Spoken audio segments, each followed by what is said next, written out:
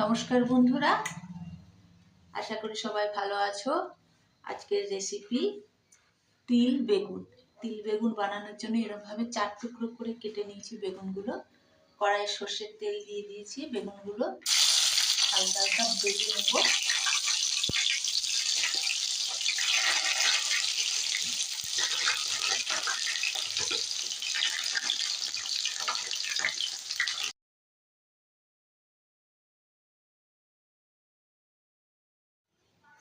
বেগুনগুলো হালকা লাল করে ভেজে নিয়েছি বন্ধুরা।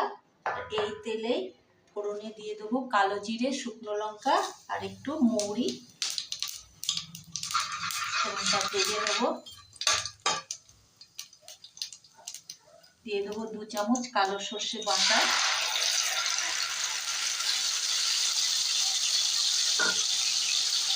পরিমাণ মতো নুন, একটু হলুদ, সামান্য একটু চিনি আর একটু কাশ্মীরি লঙ্কার গুঁড়ো। মশলাটা কষিয়ে নেব। মশলাটা কষিয়ে নিয়েছি বন্ধুরা। এবার এর মধ্যে 50 গ্রাম মতো সাদা তিল বাটা দিয়ে দেবো। একটু নেড়ে চেড়ে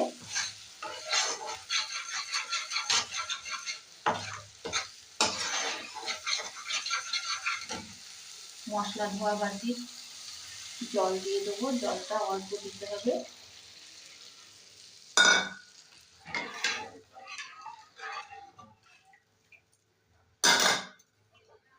ভাজা বেগুনগুলো দিয়ে দেবো।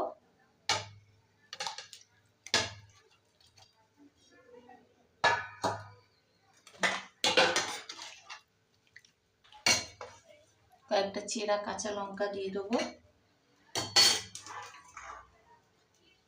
মটর দিয়ে দেবো। সিম আছে।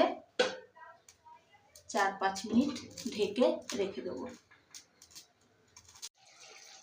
মোটামুটি তিল বেগুন রেডি বন্ধুরা। পুরো সিদ্ধ হয়ে গেছে বেগুন। এবার আর একটু টেস্টি করার জন্য দিয়ে দেবো একটু 1 চামচ মতো আমচুর পাউডার।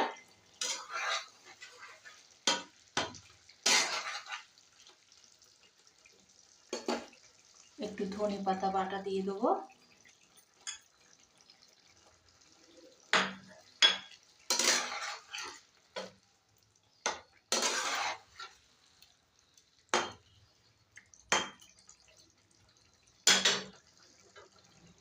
তিল বেগুন রেডি বন্ধুরা। এবার নামিয়ে নেব।